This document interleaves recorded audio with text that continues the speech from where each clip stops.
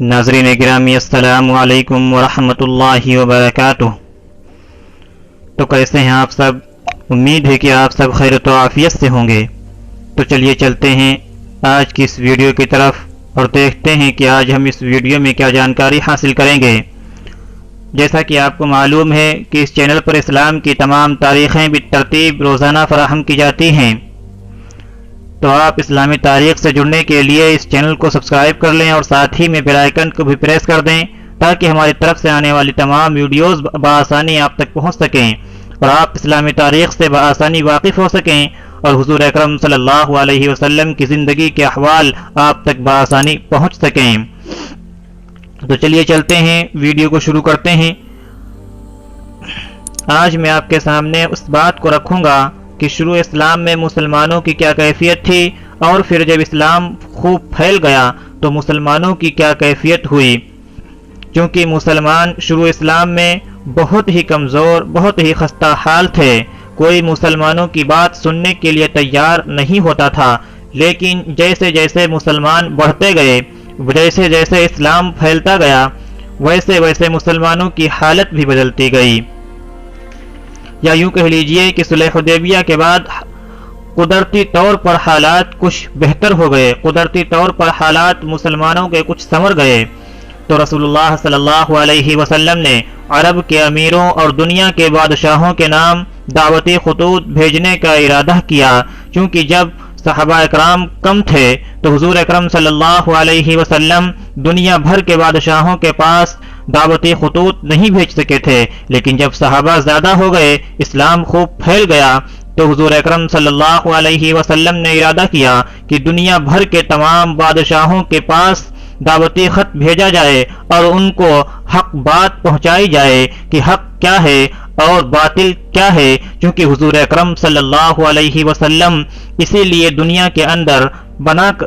اندر رسول بنا کر بھیجے گئے تھے کہ وہ لوگوں کے سامنے حق کو عیا کریں اور باطل کو بھی عیا کریں کہ حق کیا چیز ہے اور باطل کیا چیز ہے۔ تو حضور اکرم صلی اللہ علیہ وسلم نے ارادہ فرمایا کہ دنیا کے تمام بادشاہوں کے پاس دعوتی خط بھیجا جائے جس میں لوگوں کو اسلام کی طرف بلایا جائے، چونکہ قیامت تک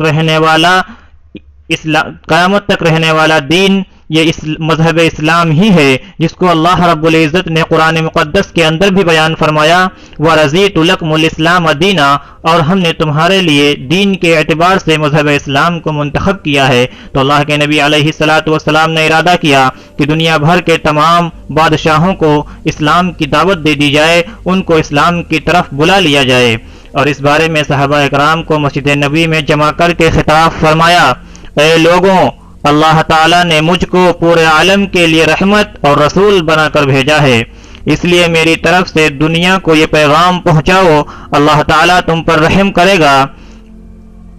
اور دیکھو، حضرت عیسیٰ علیہ السلام کے حواریوں کی طرح اختلاف نہ کرنا، یہ حضور صلی اللہ علیہ وسلم نے اپنے صحابہ کو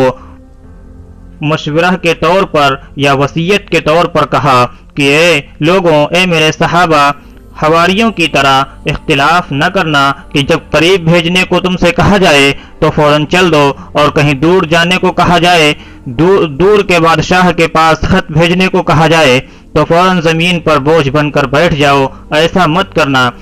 آپ صلی اللہ علیہ وسلم کی جانثار صحابہ یہ حکم سنتے ہی فوراً اطاعت کے لیے تیار ہو گئے اور بطور مشورہ عرض کیا، یا رسول اللہ، یہ دنیاوی بادشاہ بغیر مہر کے کسی خط کو قابل اعتبار نہیں سمجھتے